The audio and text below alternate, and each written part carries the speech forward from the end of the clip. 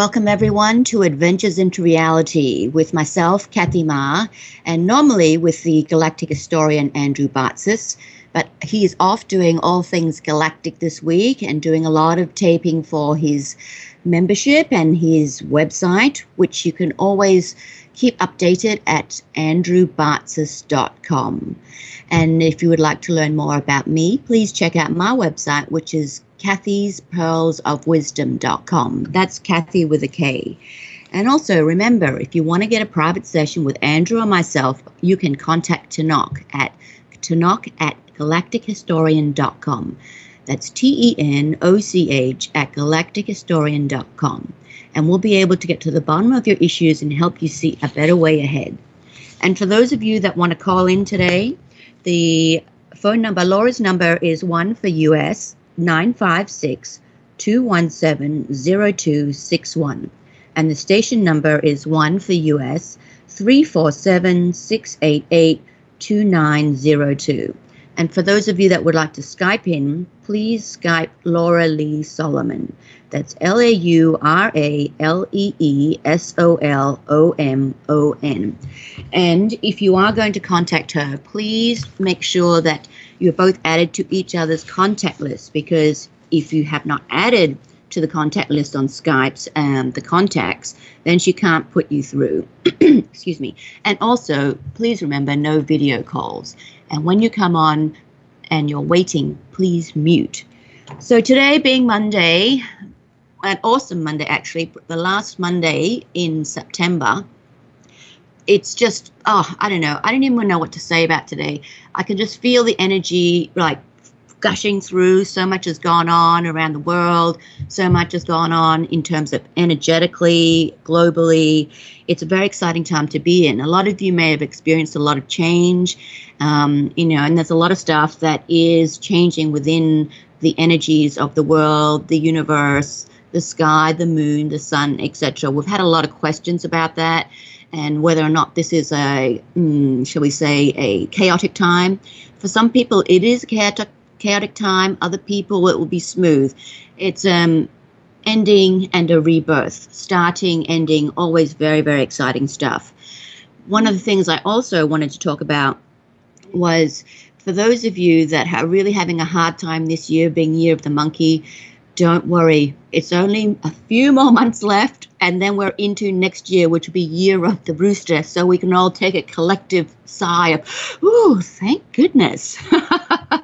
So without any ado, we'll take our first caller, which is, let's see, 813. What is your name and where are you calling from? Hello? Hello? 813? Hi, Kathy. Hi, Yes. How are you? What's your name and where are Fine. you calling from? My name is Kevin. I'm calling from Gainesville, Florida. Ooh, okay, Kevin. What would you like to talk about today? I don't know. Maybe a reading of my energies, and I wanted to ask about using the Seal of Solomon or the Star of David as a Reiki symbol. Oh, that's a very interesting question. Okay, let's start with looking at your energies first and get into that. When I look at your energy at the moment, to me, it's like you're in a little bit of a lull. You might not feel like you're in a lull, but the good thing about being in a lull and not really being aware of it is that you're about to really comet through and have an enormous big influx of high, a really, let's call it an energetic charge almost like a battery. If you can imagine you're at a battery and you're at half energy and you get charged like a rechargeable battery and you go up to 100, that's kind of what it's going to be like for you. The next few months will be very, very exciting. I think that you'll almost say, oh my goodness, here I am thinking not much goes on in my life, and whoa, do I regret those words. Yeah. It's good. All things good sometimes start off looking like, wow, I can't do this, I can't do that, because it's just too much. But what I'm going to say to you is you're ready. You really are ready. You've done your resting. You've done your good groundwork. I like that.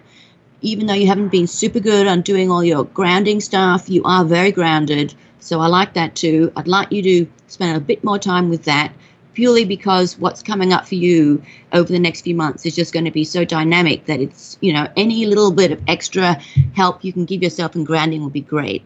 You're going to have a bettering of circumstance. And what that means is you're going to have either a better offer within your career, a promotion, even a sideways promotion.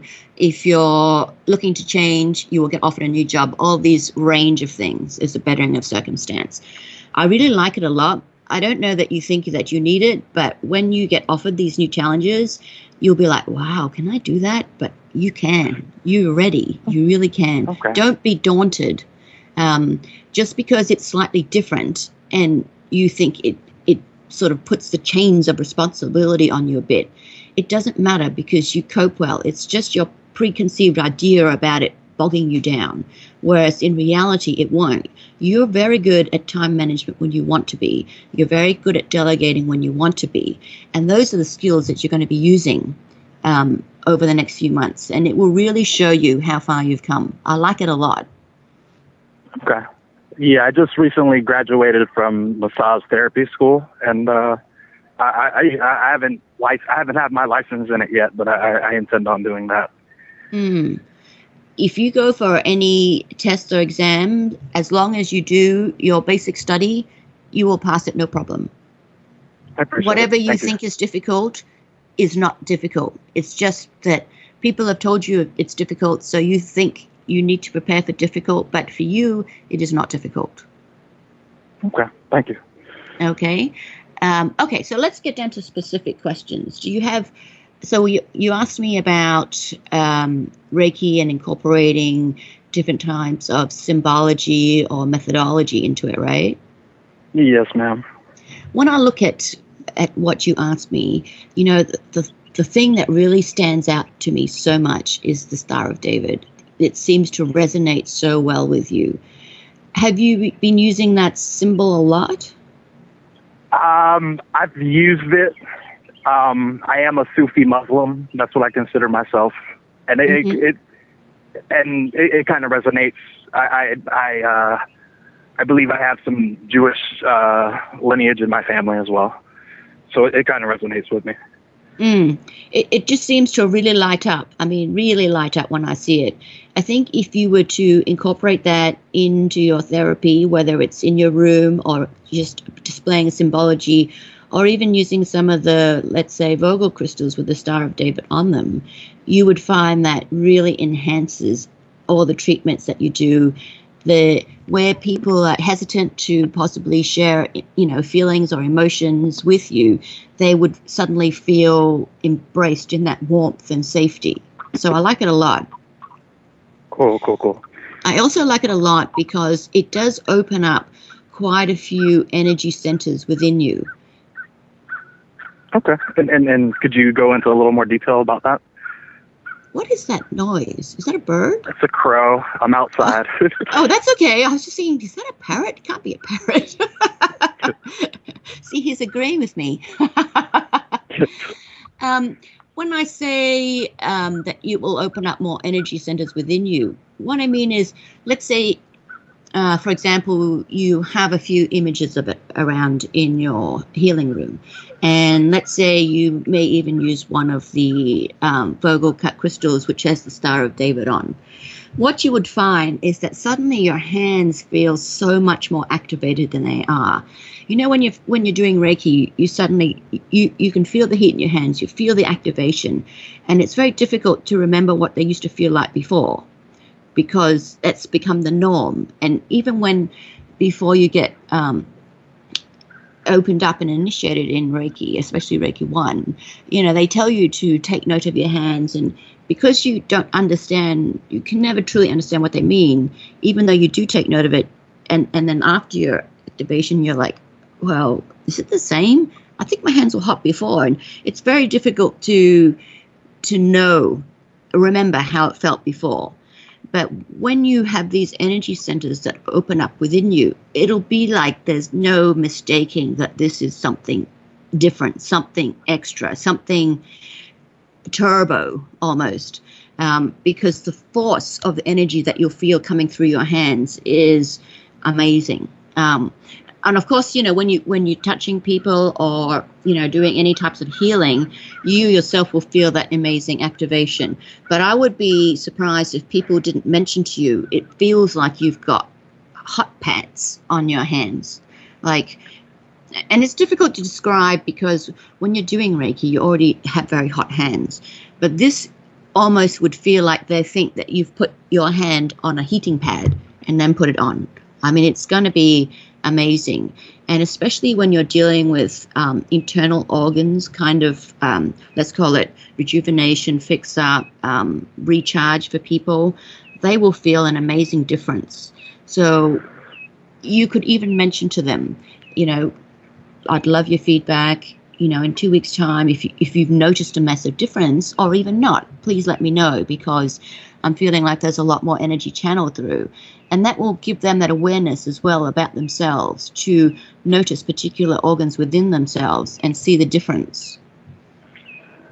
Any thoughts or advice on, I would say, polarity therapy? Any thoughts or advice on that? I would say when it comes to something like that, you would have an innate sense about how to pursue with that. I don't know that you would necessarily follow the, let's call it, more set out way of I'm trying to think of a way to describe this. Let's say something like that, you have an A, then B, then C, and then D kind of way to do it. When you start, especially once your energy centers throughout your own system open up, you will find that you just have an innate sense of how to do it that is not quite the same. So you might even go, I'm going to go to A, then I'm going to D, then I'm going to X, and then back to B.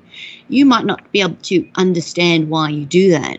All you know is that it works because you're drawing upon different types of energy around you, accessing different kind of energy that most people have. So it's almost like you're grabbing little ingredients from your spice rack and mixing them up in a mixing bowl and then making a dough and then putting it out. You couldn't really logically explain it, I suppose, to someone, but it works. And as far as you're concerned, as long as you can achieve it to work, it really kind of doesn't matter. Okay. But don't be concerned if you have trouble following a set formula or something like that. Just go with it because the results will speak volumes for you. Okay. Thank you. What else? I don't know. That's kind of what I wanted to focus on in a sense. I had a pretty good experience with that modality in school, in my opinion. Mm-hmm. Shoot. I had a real good question for Andrew, but I guess it'll have to wait. I appreciate I know it's not the time today. The Galactic historian is out. He will be back. Okay. Well, thank you so much for calling, Kevin. Have a good one. All right, then. Wow, what an interesting call. Thank you so much for calling in. And it's very interesting when people talk about doing Reiki and adding different modalities to it or different types of healing or aids. It is really, really interesting what can happen because even I have seen people doing work with different things that they've added into it, whether it's a crystal, whether it's a symbology kind of thing, or whether it's, light therapy, sound therapy, all this stuff. And it's quite amazing how some people can just instinctively know what to add with it to really foster that kind of relationship within the healing modality. So I love that you're getting inventive with it. All right, let's take our next caller. That's 319. Where are you calling from and what is your name? Hi, this is Lori. Hi, Lori. For all of those that are calling that don't know, where are you calling from? I'm calling from Cedar Rapids, Iowa. Ooh, Iowa. What do you want to talk about, Laurie? It's great to talk to you again. Well, for some reason I knew I was next, and that just blows my mind. I met you at the event in Seattle, and I'm the one who gave you the Mystic chocolate. Oh, the Mystic chocolate. That was awesome. Thank you so much. That was so kind of you. Oh, you're so welcome. Well, it's interesting because, and I definitely want to ask you about that business that I have, but I was still formulating the flavors. I knew the concept that I wanted to create. And then when Andrew started advertising his event, Living the Mystical Life Daily, I absolutely knew it had to be ready by then. And it absolutely was. But I do want to ask you, oh my gosh, I guess I knew I was next, but I didn't even have time to formulate a question other than, tell me about Mystic Chocolate. I mean, what do you see for it? I have a lot of people telling me it's going to be very big, and I'm in the process of getting the word out and doing some connecting and some marketing on it locally and then regionally and then hopefully even nationally. So I'd like your take on what's going on. So for the listeners out there, why don't you just do a brief description of what Mystic Chocolate is? It is raw artisan chocolate, and it's made in small batches. I make it myself with 3 ingredients: raw cacao butter, raw cacao powder, and coconut palm sugar. I infuse it with medicine flower extracts and essences. It's not an essential oil, but it is an organic type of flavoring. And I also infuse it with quartz crystal and then also tensor ring technology from twistedsage.com, as well as New Earth Energetics, NE2 software from newearthenergetics.biz from Maxine Kaiser and Brian Vesco does the Twisted Sage. And so it's bringing together these energies. It also uses the flavors and the spices that support the chakra system. So each of the chakras is addressed.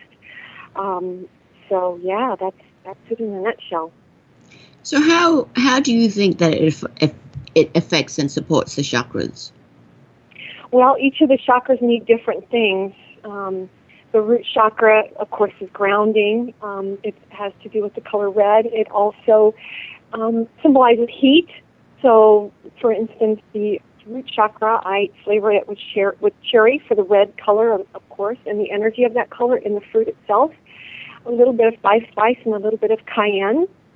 And so that's kind of how I've treated each of the different flavors for each of the chakras. How ingenious. Yeah, so the color is inferred, the energy of the color is in the fruits that I chose. So, Okay, well, that's great. So at least everyone now is a little bit familiar with what you've been creating. And just like that, you've got a lot of people to hear about it. I love it. Okay, let's look at what's going on for you. When I look at your product itself, I really, really love what you've done. I think that everything that you've put into this product is fantastic. I love the ingredients that you've used. Definitely, whatever you do, keep some of those ingredients secret because it's going to be one of those things that really sets you apart from other products. Wow.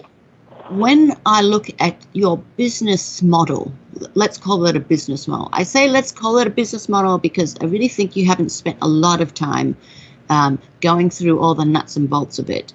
And when I say that, what I mean is I want you to go back over your business model and I want you to write down what your goal is. Of course, apart from making the $1 trillion and everyone having good chocolate, what is your goal? And I want you to think about your goal for this year, next year, the year after. So almost put down like a 5-year plan in your goals, what you want to achieve 2016, 2017, etc. So it seems like it's very in-depth for just a goal/mission statement.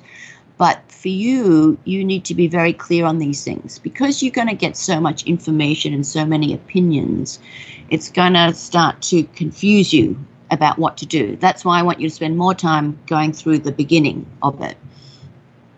And then when you look at what plans you've got in terms of marketing in it, I want you to really think about what is it that you think your markets are, because to me it's like you've how can I put it? It's like you've put it too general.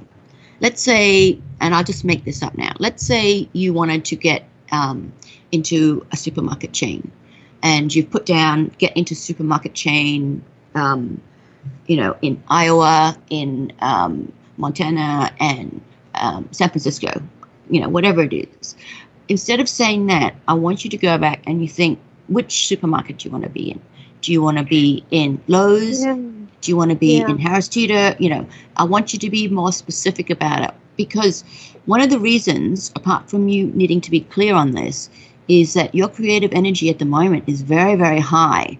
So the more that you can be specific about your abundance creation and where you want it to come from, the better off you're going to be over these kinds of things. Because this is like a marketing strategy. This is not an abundance creation like I want to create more love in my life from all places, or I want to create more job opportunity in my life from all places. This is more like I need to get some positive marketing and product placement within this particular state, but I really need it in these types of supermarkets or these types of artisan chocolate stores, or whatever it is that you think you want to do, you need to be more specific about it.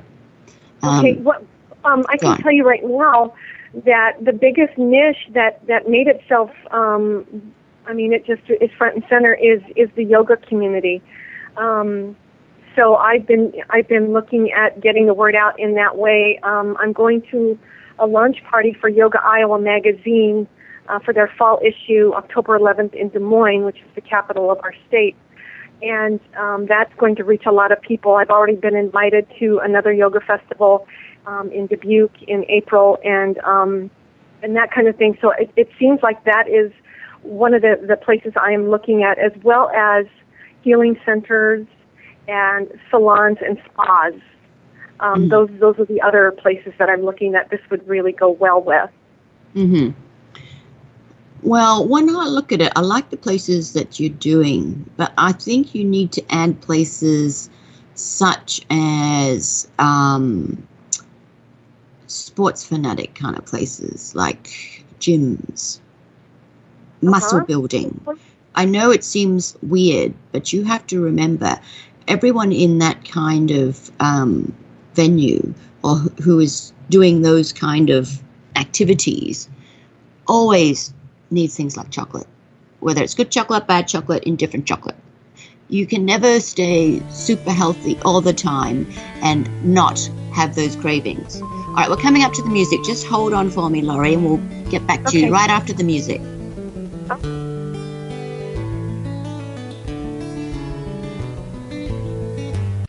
Welcome back, everyone, to Adventures into Reality with myself, Kathy Ma, and normally the amazing Andrew Bartzitz, Galactic historian. However, today he is not here. He was out doing all things Galactic and getting ready to do more interesting things for his website, which you can check out at andrewbartzis.com. And if you would like to learn more about me, please check out my website at kathyspearlsofwisdom.com. That's Kathy with a K. And for those of you interested in a private session and that want to go deeper with your questions with either Andrew or myself, go ahead and call the office now at 1 for US 360-894-0692. And they'll be happy to answer any questions that you have. Again, the number for a one-on-one session with Andrew or myself is 1 for US 360-894-0692. And for those of you who are trying to call into the show, Laura's number is 1 for US 956-217-0261, or the station number, which is 1 for US again 347-688-2902. And if you would like to Skype in, please contact Laura Lee Solomon. That's LaurelESolomon. And when you do contact Laura, please make sure that you add her and she will add you to the contacts, because if you're not in each other's contact list, she cannot put you through. And just to remind you, no video calls because our system can't take that, only Skype calls. Okay, so Laurie. Yes, I'm here. Good. Thank you for holding on. Absolutely. Okay, so one of the things is I like the sports kind of places. Let's just say gyms to make it easy, because you will find, even though it seems a strange place to do it, I just see a big affinity, and I guess it's all the people that want to cheat on their diet, etc. Who knows, or needs that extra bit of energy. I think you will do well with that. And you know, everyone there has mothers, girlfriends, sisters, people that are chocoholics, so they all would be very interested in these type of products. I also think that, yeah, it is. It's weird. I didn't really think I would see something like that, but there you go. Okay. I also think that you need to focus more on like a specialty supermarket chain also. Okay. To me, you would go hand in hand with some of their products, and it's also a place where people look for birthday presents. So don't discount the power of last-minute shopping. Do you have a chain in mind, Kathy? Do you have a chain in mind? You know, I really am thinking something like Harris Teeter type of thing. Something that you would consider a little bit more gourmet, a little bit more expensive than your everyday supermarket. Because I think some of these stores are also trying to jazz up their gourmet sections. So, you know, maybe that's their plan for the 2017 thing. Who knows? Gotcha. But I see that, you know, there is some jazzing up of those kind of sections, and they're looking to do new things and things that are not in mainstream places yet.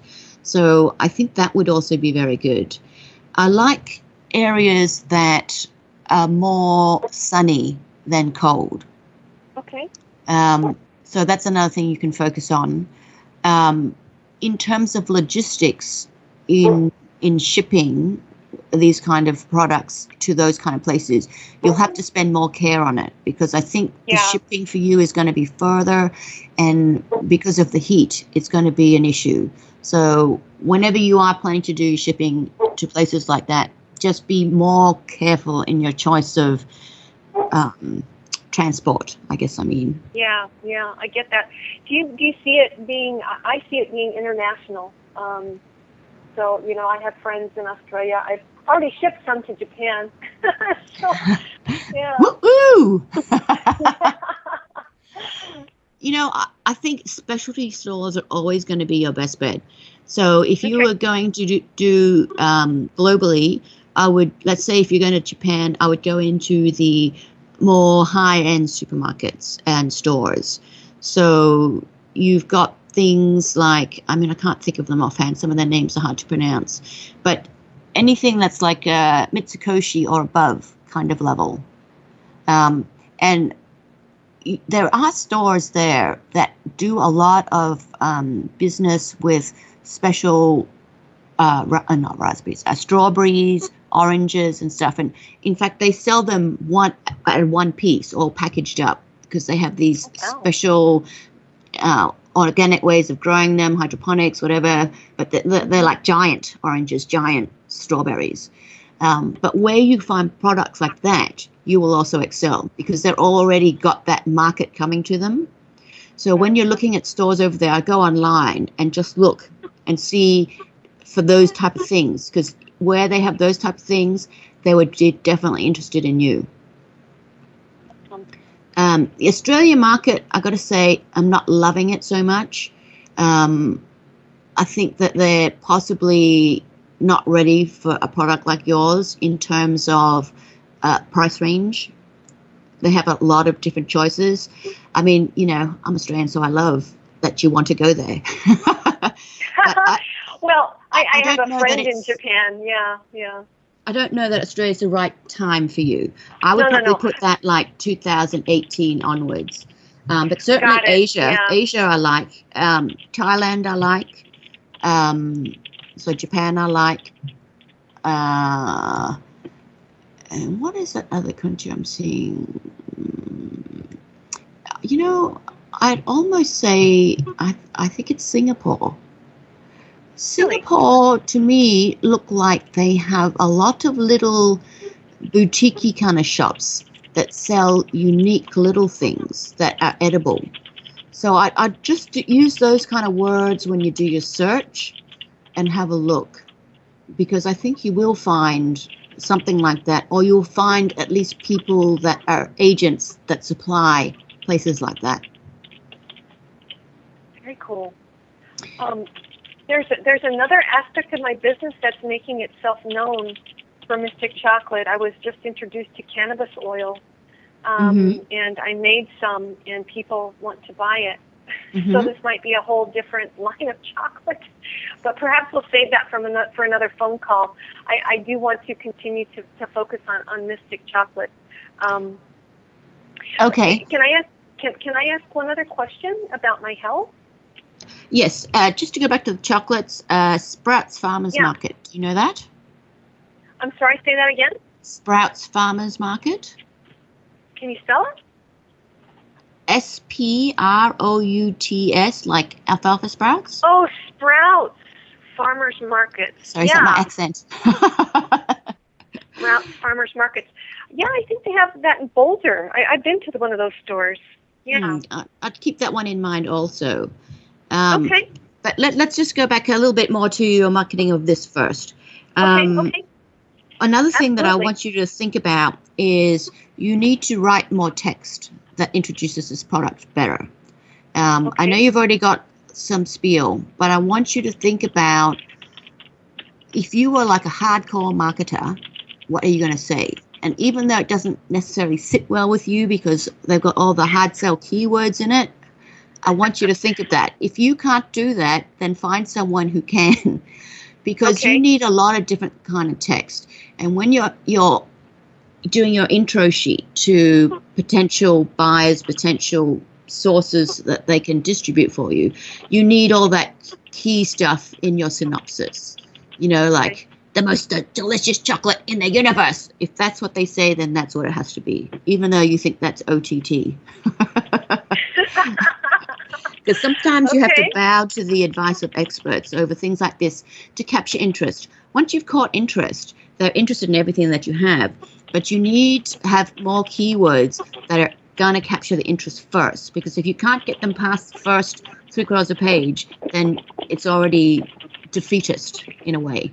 Okay? Gotcha. Yeah. And then when you're doing things for online, I want you to think more about not just taking a picture of the product, but having the product cut. Like let's say it's a chocolate, right? And you have a picture of chocolates in a nice box, etc. I want you to think about cutting the chocolate, have things ooze out of it so people can see, so that it's almost like you're thinking sticky toffee pudding. Oh, yum. Like when you just look at the pudding, it's like, it's a pudding. But when you see everything ooze out, you're like, I must have it. That's the imagery that's going to help you. So even if it's in the making process where you've kind of got that imagery, something like that, put it in, because that is what is going to get people's saliva going. And once the saliva gets going, they got a lot more interest. Well, one of the things that we want to do is post a video of the stone grinder and open it up, and you can see this beautiful, smooth chocolate just like, it's just magical to watch, because no one has any idea what is stone grinding. How do you even make chocolate? What does this thing do? And so we thought that would add some interest. And it's like watching chocolate sheets, It's hard to describe, but it's the most amazing thing. If you love chocolate, you're like, oh my God, where's the spoon? That's exactly the sort of thing I'm talking about. Okay, I've got it. I'm dialed into that. And then another little side thing you can do with your marketing is I want you to consider things like running little campaigns. And even if you yourself are not set up so well to run these kind of campaigns, do a campaign that is sort of like, for the month of, we're coming into October. Let's say for the month of October, you can nominate someone who's got a special birthday, anniversary, whatever it is that you decide. And the first 100 people we will send a free box of chocolates to. because that is something that generates interest. You're doing something for someone else, and they're already liking your product and introducing it to someone else. Right, so your cost is just the chocolate and the shipping. I mean, obviously you could do within the US, whatever your restriction is in terms of the money, but do something like this so that people have, you know, an incentive to help spread the word for you, because your product is good. They just have to taste it. And then, you know, people are always looking for ideas for, you know, 21st birthday, anniversary, you know, whatever it is that you can think of. People need gift ideas, you know, or even if it's, you've got someone, you know, who's in hospital and, you know, blah, blah, blah, you want to cheer them up, you know, whatever it is. You just use those inventive ideas that you have and just do little campaigns like this, because you don't have to do it all the time. Just do it, you know, 1 month for whatever it is. And then when you get the hang of it and you can see some response, then you can decide if you want to do one, you know, a few months later, etc. But this is a very friendly and engaging way to get your audience interested in what you have and to get more people to taste it. It's an awesome idea. There's so many days of, you know, this is the annual chocolate day and annual grandparents week, and, you know, there's all these, all kinds of ideas, you know. And so if someone who's listening to this show at the moment or listens to the replay that comes out, how would they contact you if they want to know more about it or purchase chocolate or? Well, I can give a couple pieces of information. First is the website, which is Mystic, M as in man, Y, S as in Sam, T as in Tom, I, C as in cat, dash, chocolate.com. So that's mystic-chocolate.com. Or they can email Laurie, that's Laurie, at sweetrawjoy.com. Sweetrawjoy.com. Okay, that's great. I think our producer Laura Lee will email you, so look out for that. Fabulous! There you go. We're already imagining all the chocolate oozing out. And I always like to include a sample of what's coming, so I always do that for all of my clients. So. Oh, that's excellent news. Very excellent news. Okay, so your other question was about health, right? Yeah, I have a lower back. I've already been to see a cranial sacral therapist once. I was seeing my chiropractor for. Hang on a second, Laurie. Caller 707, can you please mute or put your hand over the phone? Okay, sorry about that, Laurie. I thought it was you originally. It wasn't me. The cat's outside. Thank goodness. Anyway, I'm having issues with a sore lower back, sacral area, and I've been to the chiropractor for a few weeks, and I went to a cranial sacral therapist also, and it continues to be sore. I've been doing some strengthening exercises, but I'm wondering what else is there. I know it has to do with past life issue, but perhaps you can shed some light on that too. Have you had this for like on and off, like since I'd say adolescence? Just got a bit worse as you got older? Yeah. It's like, I guess in the last 8 to 9 months, especially. Yeah. To me, it looks like you had some type of injury in your adolescence. It may not have been dramatic, but at the same time, it's almost like a lot of stuff got. I'm going to say it's like it's not aligned properly. It's misaligned. And you probably, if you went to someone like a chiropractor or an acupressure person, they would probably tell you that one leg is a little bit shorter than the other. And the reason for that is because your hips and that sacrum area are not properly aligned. So you really need to do some work to get that realigned, because when you can realign this, you will find that a lot of your other symptoms will dissipate. I would suggest someone like acupressure? Do you have someone in your area that does something like that? Not that I'm aware of, but I'm sure I can find someone. I mean, a chiropractor also probably could do it, but I prefer the acupressure for you because I think it's a little bit more gentle and they'll work more on the meridians in your lower sacrum area. Okay. In the meantime, one of the things I suggest for you is just do some self-massage. Now, if you were to put both your hands above your sacrum, and then you go down a little bit to the upper of your bum cheeks, and you can feel that you've got, like, let's say, two, meaty sections under your hands. I want you to then put pressure on your fingertips and then draw them up, rake them up, like towards your spine, and then when you get to your hip, then spread them out towards your hips. So you've got that kind of wing motion. Do you kind of know what I mean? I think so, yeah. I'm kind of doing it right now. Yeah, me too.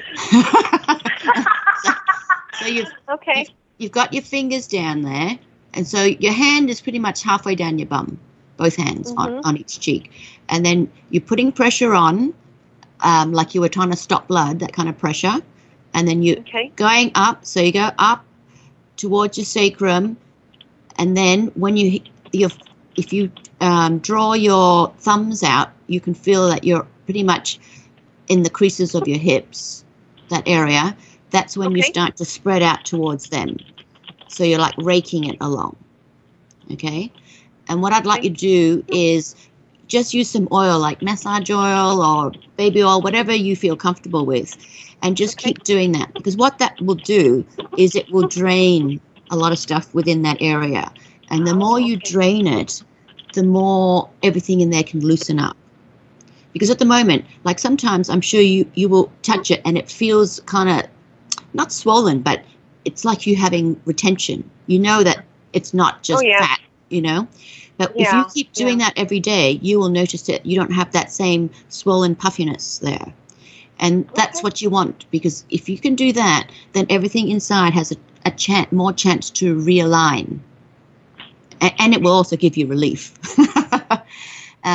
Wonderful. So do that and see if you can get an acupressure person to work on that. Because I think if you, let's say for acupressure, you probably wouldn't want to do more than once a week for this sort of thing.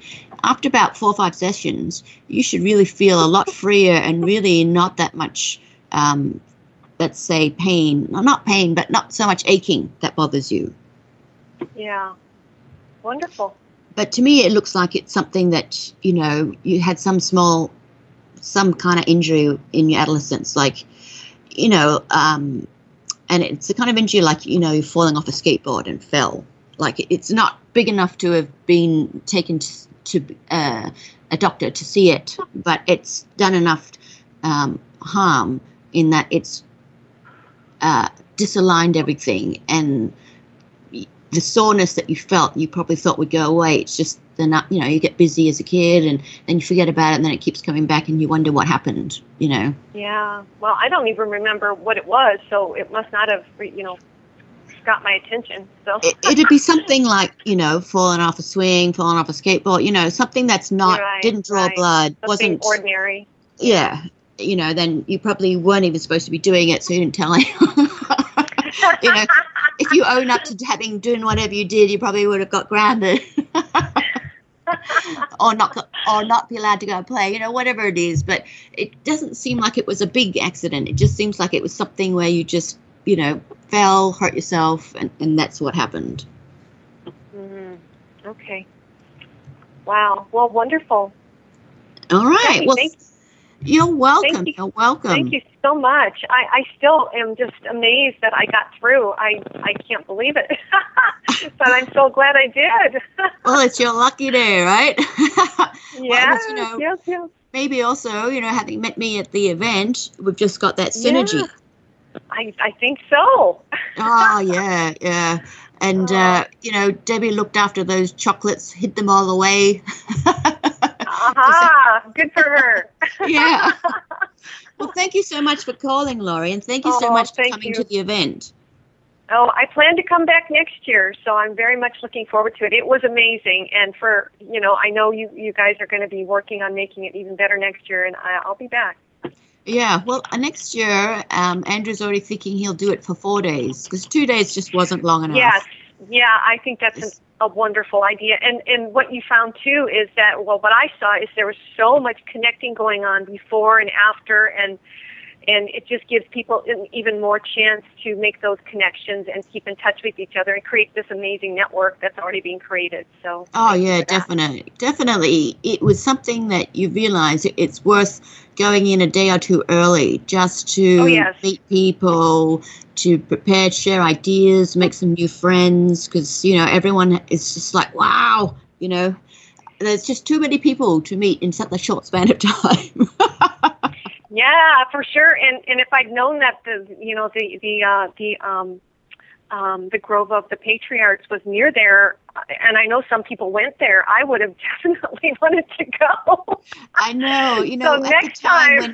when we were talking to people and a few of them were staying and asked, I said, oh, you must go. And I thought, oh, we should have probably mentioned that before.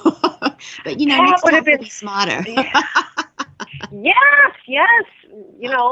Rent a van or something. Take the group or part of it anyway. So that could be like a little side trip, we can purchase a little more, some transportation for an outing at the Grove of the Patriarchs. How amazing would that be? Yeah, it would be. Well, thank you so much for calling, Laurie. It's been great talking to you. You too, and give my love to Debbie and to Andrew and to Tanak. I will. Thank you so much. Thank you. Bye-bye. Bye. Wow, what an interesting call. I mean, we did meet Laurie at the event in Seattle, and it was amazing. Her chocolates, woo! You're going to have to check them out for yourself. All right, our next caller is Kelvin. Are you there, Kelvin? Yes, I'm here. Can you hear me? I can hear you loud and clear. Where are you calling from, Kelvin? Caribbean. Oh, wow, the Caribbean. Wonderful. What would you like to talk about today? Actually, I don't want to ask. Do's, don'ts, and healing gifts. Those are what I'm focusing on. I don't want to ask. To be honest. Don't want to ask because it's... when I look at your energy, to me, it looks like you're still in that really big space of questioning, questioning everything. And it's great to be a great questioner. It really is, because you really shouldn't take information as it comes, just willy-nilly. You need to question it all. You need to sift through it. And while you're questioning it, you then contemplate it. So contemplating is also good. But one of the things I'm going to say for you is, and this is going to go in your don't list, is don't contemplate too long sometimes. Sometimes contemplation becomes procrastination. And when you get to that point, you then start to lose the essence of what's going on. Your mind gets too much into it.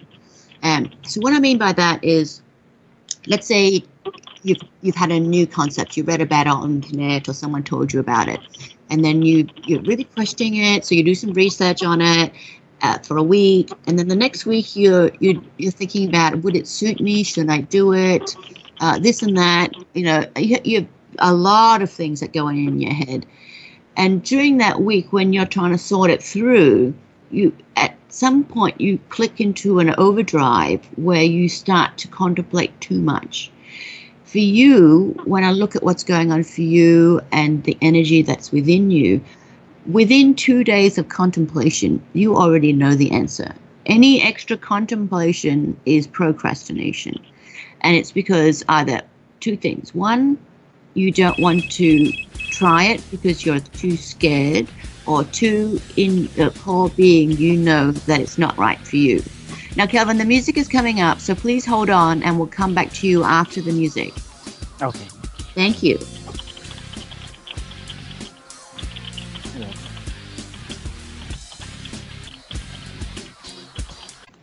Welcome back, everyone, to Adventures into Reality with myself, Kathy Ma, and normally the amazing Andrew Bartzis. But today he is off doing all things galactic, so he will not be here for the second part of the show either. But we will be seeing, hearing from him again very soon. And remember, for those of you who are interested to get a private session with Andrew or myself, please contact Tanoch at galactichistorian.com. That's TENOCH at galactichistorian.com.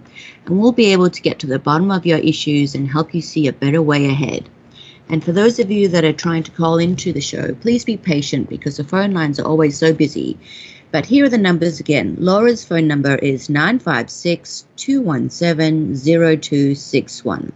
And the station number is 347-688-2902. And for those of you that want to Skype in, you need to make a contact with Laura Lee Solomon, because if she's not in her contacts, if you are not in her contacts, then she cannot put you through. And for those of you that are on hold waiting, please remember to mute your microphone or put yourself in a not too noisy environment so that we don't hear the background noise. I also wanted to take this chance to thank all of you so much for being so supportive of my new website, which is kathysperilsofwisdom.com. That's Kathy with a K. You've all been emailing in such wonderful comments, and really, you touch my heart. You really do. And I thank you so much for being supportive of this show and supportive of me and Andrew. And if you've got any more wonderful comments, please do keep them coming. You can contact me through my website at kathysperilsofwisdom.com. I do love hearing from all of you. I try to get to replying to them as soon as I can, but your response has been overwhelming, so it's really, really great. And I thank you all so much from the bottom of my heart for being so supportive. And now we're back to Kelvin. Are you still there, Kelvin? Yes, I'm here. Hi. So what I said to you just before the break, does that resonate with you at all? Yeah, sometimes I think a lot about things, and I think I have to, but I have a question. Ooh, excellent. I knew you had it in you. Come on, Kelvin, what's your question? I want to know, how far can you talk? Can you talk about dragons and the relation that I have with them? I think that's probably more a galactic question. I'll probably leave that one for Andrew because he is the expert on that. What I can tell you is that you definitely have an affinity, and a lot of information is revealed to you in dream time. I know you think you have very vivid, crazy dreams, almost like a fantasy movie. But to me, when I look at it, a lot of the information that you get, the actual hardcore information, is what it's about. And that's the message that they're trying to get across to you. What you need to do is, when you do wake up, immediately write down what it is that you think you learned, and then look for the message in there, because that is what is important. Okay, thank you. Someone's madly typing. A very good typist. Go on, Elton. Okay. Business matter. Okay. What is it that you would like to ask? Okay, I'm gonna take a step. In a specific business, I'd like to know if what do I have to be told about it, or how do I have to do it? Do's and don'ts as well for those steps.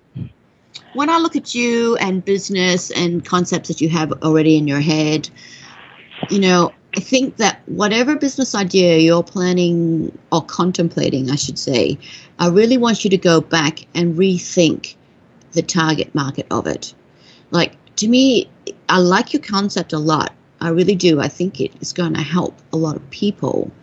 But I don't necessarily think you have thought through who is going to be the interested parties, who would be interested in that. Your assumption is too general. You need to be more specific.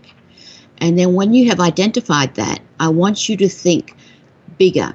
So by bigger, I mean if you're just planning to promote it within the town that you live in, I would say go bigger. Think about 3 countries. Does that make sense for you? I'm trying to make a sense of it, but I will whenever it comes. You're going to contemplate, aren't you? All right, let me leave you with this other contemplation. I want you to start thinking about what it is you want out of this business. All right, and by that I mean not saying, oh, I want $5 million. That's not what I mean. I mean, of course, that'd be great, but that's not really what I mean. I mean, what is it that you want out of it? Do you want to feel happy that you help people? Do you want to feel that you've touched a certain percentage of people and that they can really resonate and it will change their life for them? You know, things like this, because the more that you can understand why you want to do it, the more it will make sense for you how you go about getting it. Can you help me by me saying this? Okay. I think everybody can get assistance or help from it because everybody is a different level of healing or illness, or deadiness. So it doesn't matter who you are, where you're coming from. If you're coming from the system, you can get some kind of assistance or help, just like the one you provide. So it's actually a very wide, broad. I mean, it's like everybody and everything. There's nothing out of it. Then thinking in that way, how can I focus on a specific target or target market? Well, all right, let's put it like this. With what you've described, then I would say to you, yes, okay, you want to help everybody so many people can gain out of it. But for you to gain a certain amount of interest in it, you have to be target specific. So let's say, for example, I'm making this up now. Let's say you want to get the word out about a healing technique because everyone in the world could benefit from it. Then you have to start somewhere. You can't target everyone in the world. You have to target people, you know, let's say in China that have back injuries that are over 50 first. Do you see what I mean? It's like you have to define that market, cut it up into segments first, because you can't, if you just use everyone's going to benefit from it, this is not a good way for you to start promoting something because your field is too big.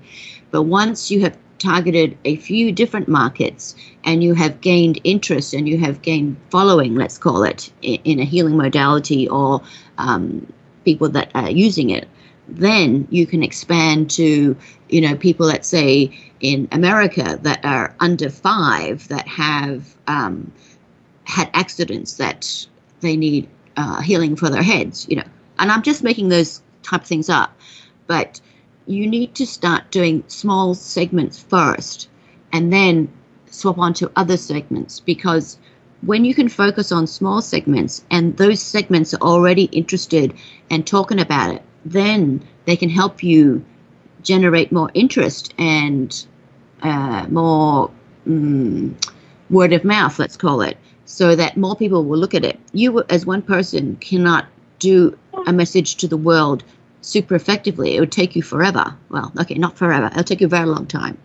But if you just target smaller areas where people, let's say a small group of people is, and I'm just, again, example, let's say there are 100 people in that group.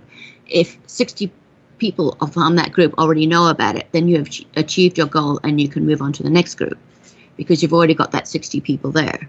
Do you see what I mean? Yes. You have to do smaller focus things first, smaller target markets, and they'll all keep adding up to your big target goal. Okay, sounds like a plan. That's good. Oh my goodness, you didn't even need to contemplate long. That's great. We'll jump straight into no need to procrastinate. But that's the thing, Calvin. You know what I really like your idea, but you just need to focus on, let's call it the target market, one by one. You can't do it all. So just What market is calling me the most? I would say what I'm going to call more of an unhappy market that is between 20 to 50. And by unhappy, I mean they've had a lot of things go on in their life that they need help with. And one incident has led up to multiple incidents where there is pain involved and growth is needed and support is needed.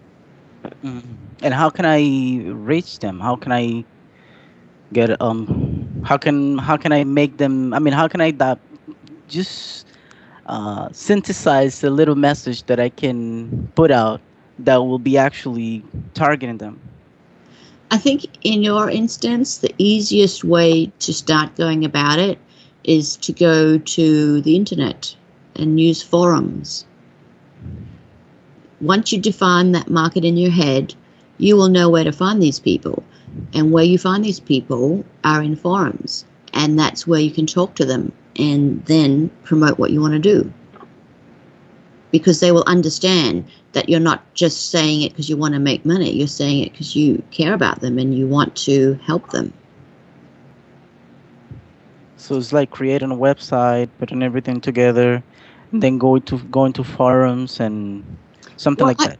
I would say even if you were to do a website, I'd say don't get too complicated. Go to some of those sites that, you know, they have everything there. It's you know, you just pay for the hosting. They have so many things you can add to it, and it's kind of free. I mean, of course, not all free, but very cheap. And you just need some basic information. You don't need to make it very complicated. You just need to introduce, you know, who you are, what you're doing, and that's all.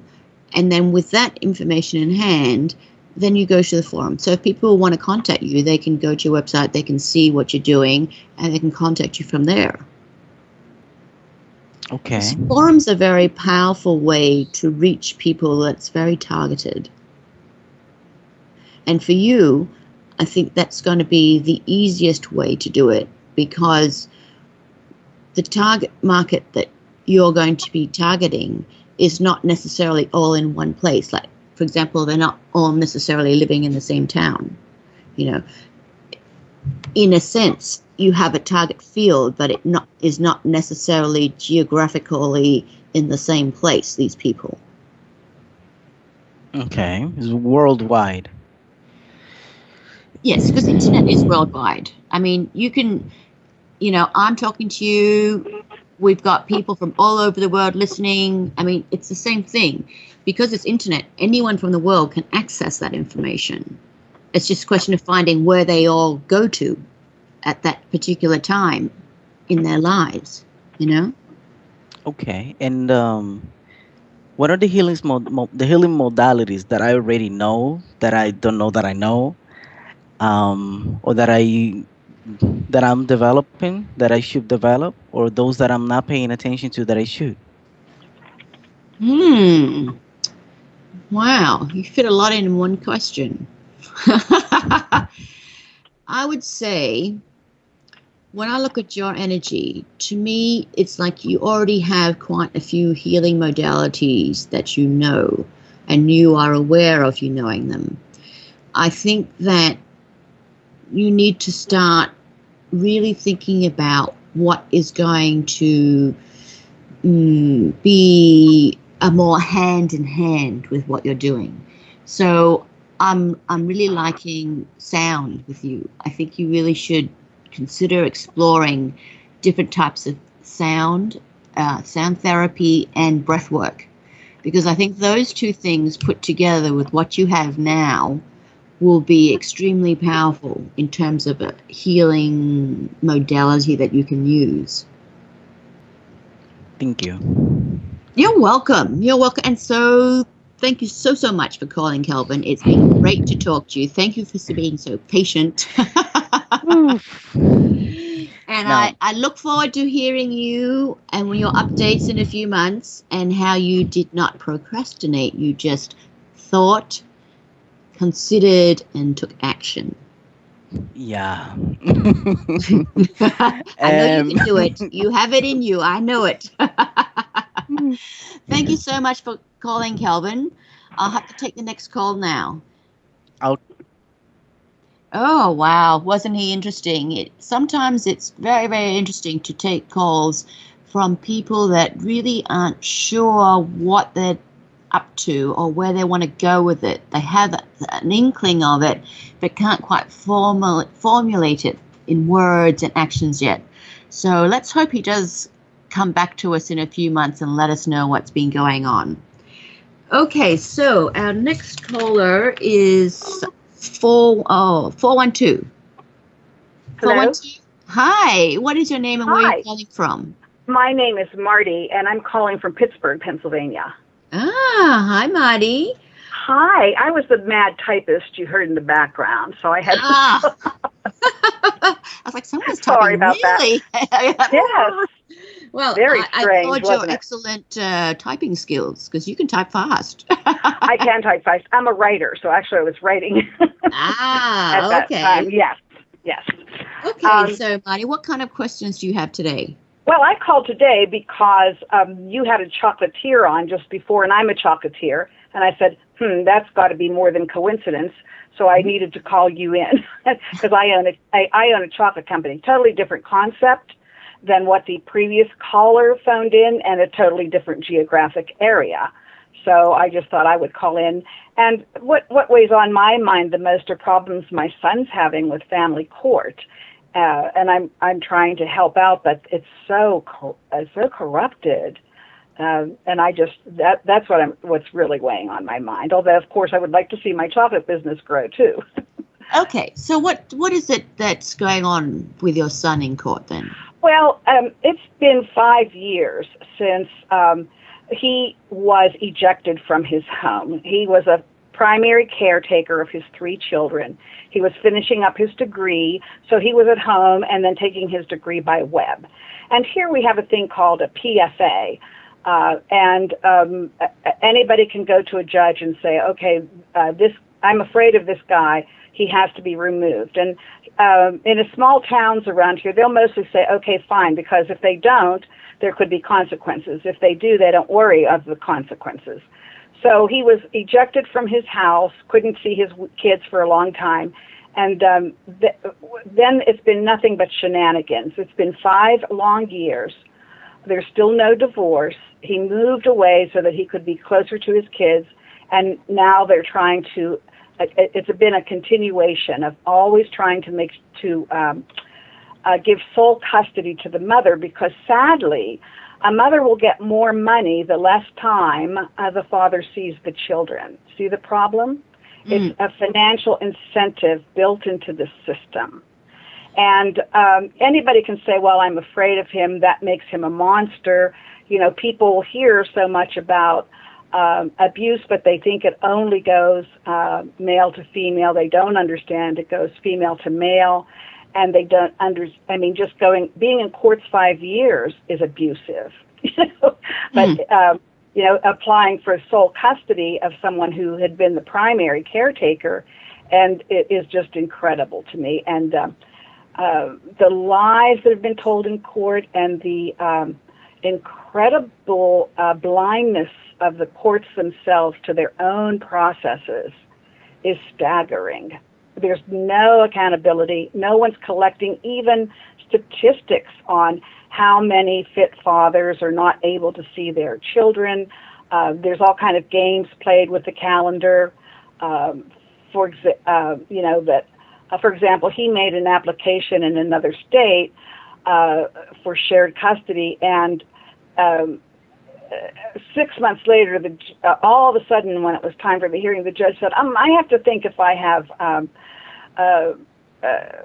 can review this or not. And then a week later said, I can review it. Now I'm going to hear her motion to take the kids away from you. And didn't, like the father was not there 6 months ago putting in an application. It's insane how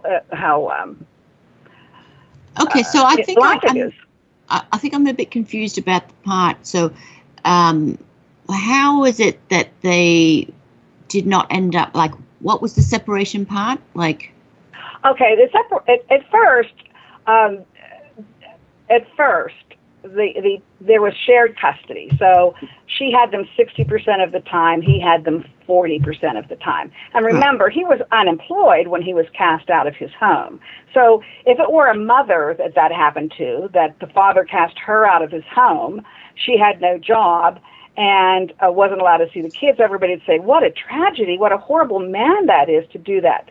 But instead, the court said, well, you should have a job because you're a man. So the fact that he was, in the middle of finishing his degree and that this was what they had agreed to, that was nothing. So, but at any rate, after a while, they allowed the children to move, which means a long distance away. So that means that essentially the father was put out of their life. So he eventually finished up his degree in spite of all of this and also moved. And then when he moved, he applied to see the children more because obviously when you're closer, it's easier to arrange transportation for the kids. And he wanted to see them more like a 60-40 the way it was initially. And she has fought to have what they call sole custody. So he would never, ever see the kids, and that's because she would get paid more money by him. And it's ridiculous because she makes far more money than he does anyway. But okay, Marty, we're coming into the music. I am listening, but can you just hold on and we'll pick this up after the ads. Thank you. Yes, thank you. Welcome back, everyone, to Adventures into Reality with myself, Kathy Ma, and normally with Andrew Bartz's Galactic historian. But today he is doing all things galactic and is not on the show. We will no doubt hear from him again very soon. He is doing lots of preparation work for all the new content he will be doing. So we all wait with bated breath. So keep in touch with him and what he's doing at his website, which is andrewbartzes.com. And if you'd like to learn more about me, please check out my website, which is kathyspearlsofwisdom.com. That's Kathy with a K. And for those of you who are interested in a private session and that want to go deeper with your questions with either Andrew or myself, go ahead and contact Tenoch at galactichistorian.com. That's TENOCH at galactichistorian.com. And so now we're back to Marty. Are you still there, Marty? Thank you, Kathy. Yes, I'm here. Thank you. Welcome. Thank you for holding. So I think I understand pretty much the situation. So let's look at it in a different way. Let's look at it in terms of what we think is going to happen in terms of this court ruling, court progress, whatever we're going to call it. To me, it looks like that indeed has been a lot of chaos with the communication and a lot of things that have been said that are not true or, grossly exaggerated, etc. I mean, I'm just seeing so much information fly in front of me. I'm like, wow, I don't even know what to make of some of that. Yeah, that's absolutely true. But what I'll say is that he has a little bit of a way to go yet with this journey. Unfortunately, I don't think it's all over yet. It will take a little bit longer. Please tell him to be patient because in the end, it's worth having fought for all of this because in the end, he will get what he wants and in terms of access to his kids. I don't think it's going to end up with, in the end, one has sole custody, one does not. I think it's going to be a fair distribution of time. But one of the things that I like about what he's done and I like about why he's persevered, because eventually people will be able to read all this and they will know the truth and the truth will come out. Don't you worry about that. The truth will come out all in good time.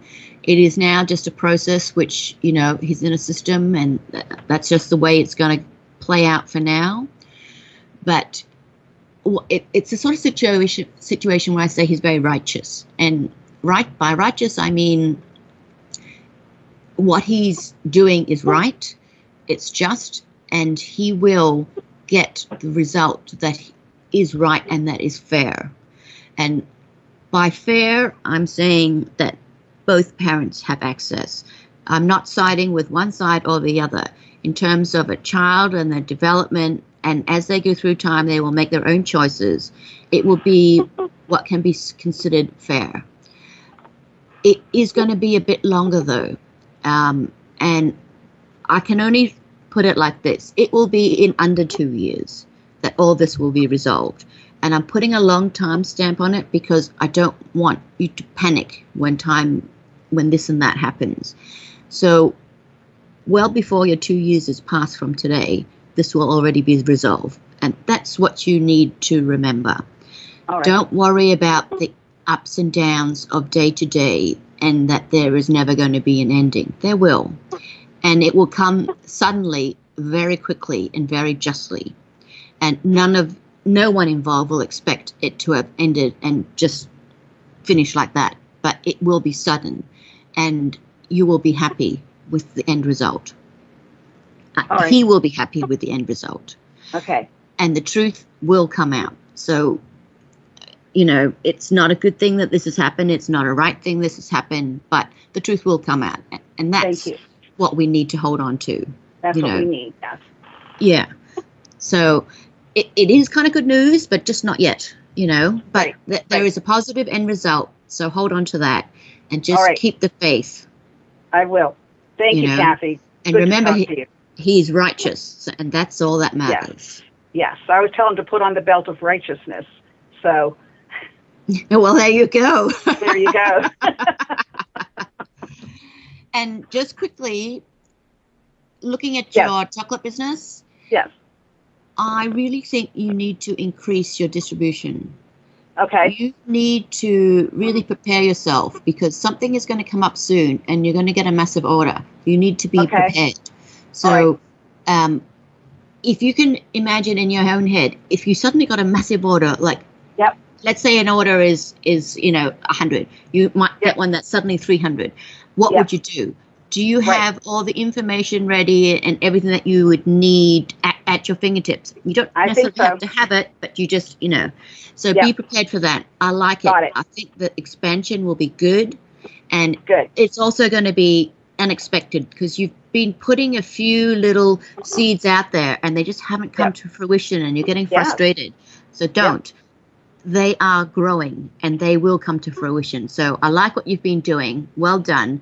And you will reap benefits from it. Great. Thank you. You're welcome. Thank you so much for calling, Marty. Thank you. Bye-bye. I am most honored to have talked to you today. Me All right, too. bye-bye. Thank you. Bye-bye. Bye. Wow, what an interesting call. There's always so much drama that goes on every day with people's lives. Drama, trauma, whether it's good or bad. Well, obviously trauma is not good. But, ups and downs. And sometimes it's really hard to keep sight of the goal because you just feel so beaten down and like things are insurmountable. But one of the things I always find very helpful when you're in that kind of situation is just to, in your daily meditation or your daily creation, just always put it out there that you have the positive end result. Don't ask specifically for what it is, but that it's positive so that when it comes and you've created something positive, it will come for you, but it just might not be in the way that you expected. Keep the faith, definitely, Marty. All right, our next caller is 707. Are you there? Kathy, can you hear me? I can. Oh, this is Amaranta. How are you? Oh, I'm good. And where are you calling from? I forgot. I'm calling from California. I met you at the event. I gave you a painting, and you gave me advice to try harder to make it to the event, and I did, and it was wonderful. Oh, I'm so glad. It was so nice to meet you, and I have your picture right next to me. I love it. Andrew loved his picture too. Oh, that's so cool to hear. Thank you. Yeah, he's got it up in his house too. So thank you. There's a piece of you with us. That's what I want. I want to make like a grid all over the planet and, Yeah, no, yeah. I know. So what is your question today? I just wanted to check in with you about one, the art business, and then also there's sort of a home dynamic going on. And you're talking about righteousness and things like that. It's just gotten a bit uncomfortable, like people ganging up on others, because I live with several people, and there was one person that made a decision recently to behave inappropriately towards women, and so we're kind of trying to be strict and have zero tolerance and have him removed. And now a lot of my housemates, a few of them, 3 of them, are like unhappy with me, and I'm, trying to take the higher road. But what do you see as far as like what I could do to improve my feelings of how I feel in my own home? Well, that is a multifaceted question, to be honest. I think what you have done, what you've put out there is good. I think there should be zero tolerance to actions like that. Let me cut this up a little bit. The first thing is, I hope you do realize that your living situation is not ideal, right? That, when you share a space, and this goes for any people that have roommates or sometimes very extended families, when you share a space with people that on a day-to-day basis in a home environment, you're all influenced by each other, all right? So, and this has a lot to do with the Chinese feng shui as well. So every person's energy does interact and affect other people within the home. When I look at what's going on for you, I'm really not loving your home environment with the people that are involved. So the first thing I would say is, are you open to having a different living environment altogether? I'm very open to that as long as I have the means. As long as you have what, sorry? The resources. Right. So that would be my first choice for you, okay? My second way of looking at this situation is the people that are not treating you, let's just say they're not being so nice about what's going on and giving you hassle. To me, they have their own issues that are going on, and the way they are treating you is pretty shocking, really. They should grow up and learn to respect others and other people's opinions and other people's boundaries. If they cannot do that, then that's on them. That's not on you. Okay? So it's important for you to distinguish that situation with them and your situation. So it's not about something that you have done or something that you have said or something that you could do to improve it. This is something that's on them. And if they can't adapt and change and step up, then there's nothing you can ever do about that. And that situation will not be resolved to your satisfaction. Okay? Okay. And it's difficult to see that because you guys have spent good time together. But, sometimes that's just the way it is. If they, people are different. And if they can't honor you and your opinion, your boundaries, etc., then they really shouldn't be in your life. Okay. And if at such time that they can evolve and understand their actions were not really great and can amend them, then okay, that might be a time where you can share space again. But at this moment, I would say not so much. So I would almost say, you know what, these people are really not worthy of being in your life right now. If you are stuck in that environment, then take measures to not include them in a lot of your life. When you're in your home environment, do a lot more cleansing, really build up your aura to repel people's opinions and yucky ideas that you don't need, okay? Because it's more about protecting you and who you are as a being than worried about how they feel, okay? Okay, thank you. In terms of having another environment that you could go to, I would say, I think currently it would be very difficult for you to move. And as you mentioned, it's a lot of it is financial. But there are other alternatives that you could consider, whether it's living with a family member or bunking in with a friend for a while, just at least to get out of that energy, regroup, and then make plans for another type of environment. Because no matter what happens, the environment you're in now is kind of burnt. So even if you do all agree to play nice and make good, it is never going to be the same. So whether you want to stay there or you sort of go through a little bit of a harder time being with someone else in the interim before you find your next place, that's entirely your personal choice. But I think you'll reach a point where this is going to be very difficult to live with. So if you do get to that point, don't feel bad. Don't ever feel bad. Don't feel like you did anything wrong. Don't feel like it's your fault. None of this is your fault. It's just the way it is. And, sometimes life sucks. But then you make changes and then you create a new reality. And sometimes when you're making changes, it's tough. And you have to go through a few tough times, harder times for a while until you have time to create the new next step. So it's up to you how long you want to stay in that environment. But ultimately, you will need to move. Okay, that's good to know. If I do move, do you see me staying in the area or leaving the area? I think if you wanted to stay in that area, it's okay, but you'd probably find something more on the outer fringes or what you would consider the outer fringes of the area. But, when I look at what's going on for you in your life as a general, I would say I wouldn't really put you where you are located in California a long time, at the most maybe 2 years, and that's if you resisted the change. Because change is coming.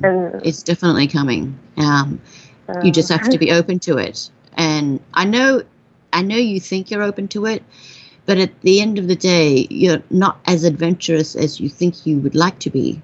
So sometimes courage is needed to make change. And it's not easy. It really isn't easy. But always trust in that you can make the right decision for yourself. That's an important thing you need to learn. Okay. Am I the right owner for this new dog that I've brought into my life? Because I feel like he's a blessing. I really felt guided to get him. And now that you're mentioning moving, I'm like, wow, now I have to find a place that would be dog friendly, and he's pretty big. I don't know. Well, I'm not saying that you can't have a pet, but this dog is not for you. You're a caretaker before its next home. This dog has a home with a family, with kids. And I think in your heart, you know that would be the best for the dog. But you are his caretaker for now. And that's good. That's good. You've both giving each other something that you need for now. But this dog is not meant for you long term. And when the right family appears, you'll know it. You'll just absolutely know it. Okay. That's really helpful. Should I expect to make money off of my art? I think in terms of your art, of what you're doing, I think later, not now. For you, you have to think more commercial at the moment. You have to think about what it is that you think you can sell. Okay, I know it's not a great way to view it, but at this moment in your life, for you to have financial gain off it, you have to think more about what will sell rather than what you want to create. I'm not saying don't create what you want to create, because they will sell, but it'll be a bit later. That timing is not here yet. So at the moment, to continue that, you have to think, how can I make this more commercial? Okay. again, I know not great news, but you can do it. You really can do it. Think of it more like this. How are you going to work the system for it to work for you over the next 2 years so that it will give you the financial freedom to do what you want for the next 5? Put it to yourself like that, because that's a much easier pill to swallow for you. And it's very much the way it's going to work for you.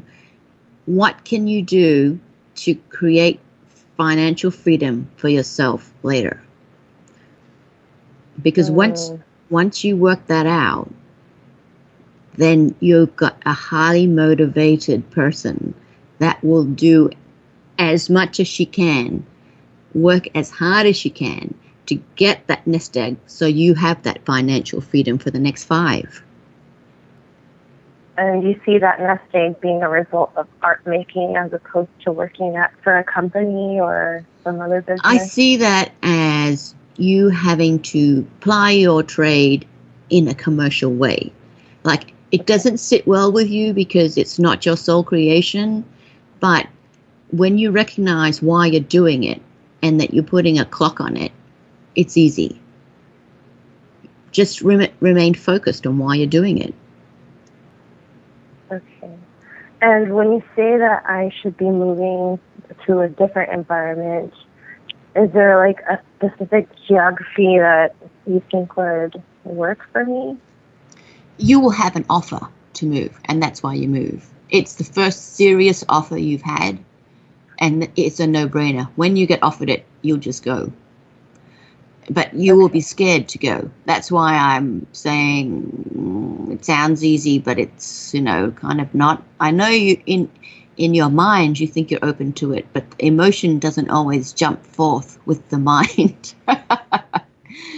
But when you have that offer to move, you will move.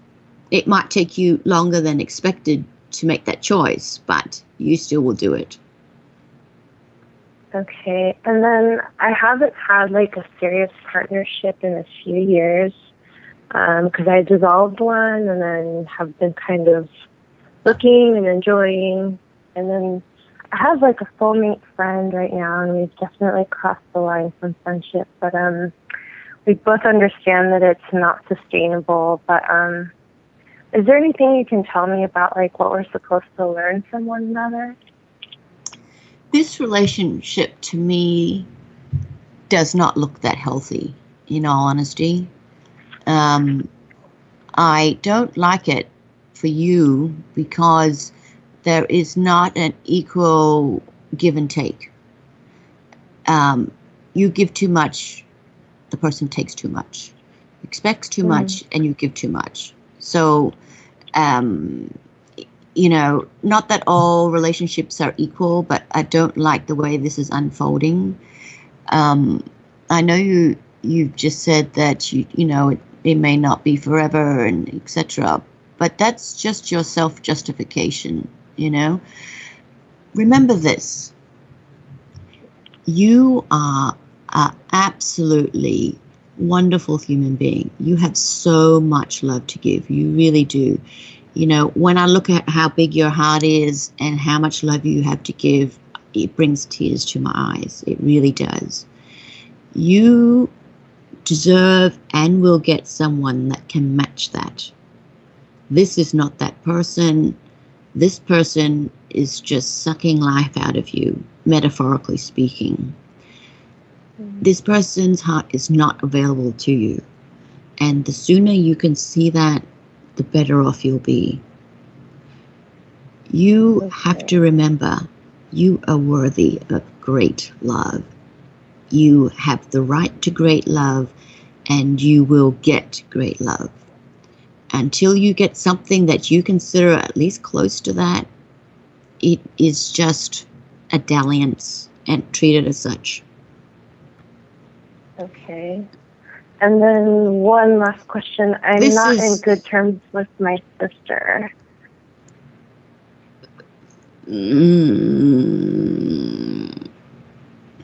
Did you have an argument? I was late for the airport, and yes, we had an argument. in this argument, was a lot of old stuff brought up? Not particularly. It was just kind of more in the moment, like, you know, it was a stressful, like I was I was trying to move to New York from California, and she was trying to be kind and send me off, and then when I was running late, it stressed everyone out. So.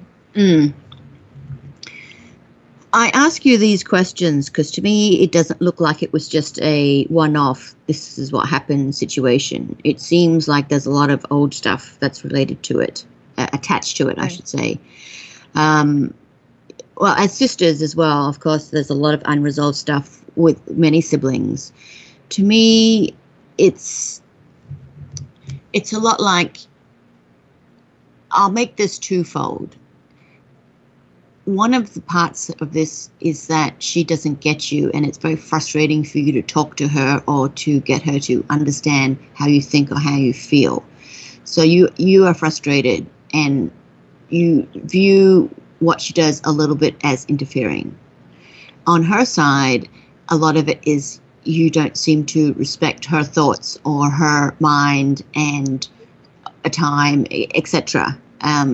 So you're both coming from really different angles to a relationship, and not meeting each other in the middle because you can't find that middle ground because you're both so busy holding on to these other things. Until you two can resolve that middle ground, until you can resolve, let's say, these core issues, you won't be able to find that middle ground. Oh, that's our music. So what I'm going to say to this is you need to go back into this relationship. Think about all the things that you think that she did wrong or you did wrong. Resolve them with each other and then move forward. Because until that happens, nothing else can. And thank you so much for calling.